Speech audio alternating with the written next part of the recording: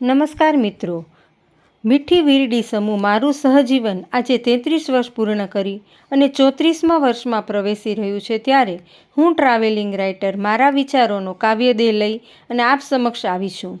તમે મને મળ્યા જીવનને જાણે કે ધબકાર મળ્યો છે. તમારા સલામત આધારે વેલડીને પાંગરવાનો અવકાશ મળ્યો છે. સમયની રેતમાં સાથે ચાલતા રહ્યા આપણે, તમારી લાગણીનો મહામૂલો પ્રસાદ મળ્યો છે. જીવનના તોફાનો મને વિખેરતા કે તોડતા એ સમયે તમારો સાચા અર્થમાં મને સાથ મળ્યો છે.